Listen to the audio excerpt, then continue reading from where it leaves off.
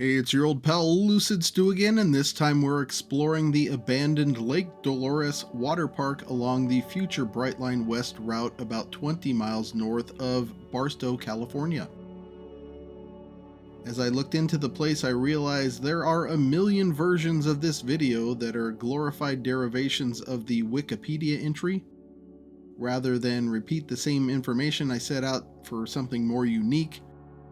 This place was built up and maintained mainly by two visionary men, Bob Byers and Terry Christensen. I wanted to uncover the personalities that dreamed of this water park in the middle of nowhere in a desert and managed to bring those dreams not only into reality but also to operate it successfully enough that it existed off and on for 40 years before entering its current state of decay. Unfortunately, I didn't uncover much. I ran into a similar form of decay, internet search, where genuine information is now buried under the rubble of the same information endlessly repeated from slightly different perspectives, or worse yet, anything with an origin before 2014 gets tossed in favor of its Wikipedia interpretation, although at least broken source links are included. I can tell you both men were veterans, family men, and astoundingly industrious. A person would have to be industrious to make a water park in the middle of the California desert work. Both were civically minded. Bob ran for county supervisor more than once, and Terry worked in law enforcement while he wasn't busy helping to build numerous water parks. The parks themselves were places of community.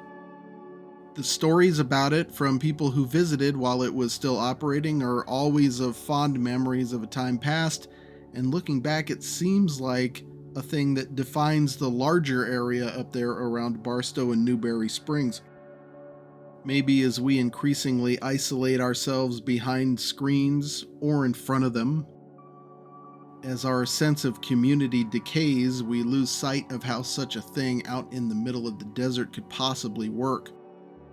The description of the early park rides are insane.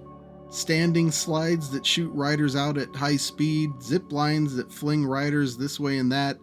It's a miracle no one was badly hurt. Actually, someone was, and the resulting lawsuit was part of what brought the dream to an end. It reminds me of how a lot of horror movies these days are set in the 70s or 80s because it's seen as a time when we were flying without a net. The past is another thing in decay, and that lines up with all of these videos about this place where people use that crumbling past as a backdrop for their narrative in the present, or their selfies. The self in place of community. Thereby we seek to tear down what was and rebuild it in our own image, often literally, following the cycle of history where each civilization is built on the ashes of the previous one. Our digital present rebuilt from the shards of an analog past. And with that, we come ironically full circle. Thanks for indulging my rambling. Maybe there was something for you to grab onto in there. There will be plenty more adventures to share along the routes of our future high-speed rail lines in California and Nevada. I hope you'll continue to join me for those, but that's all for now.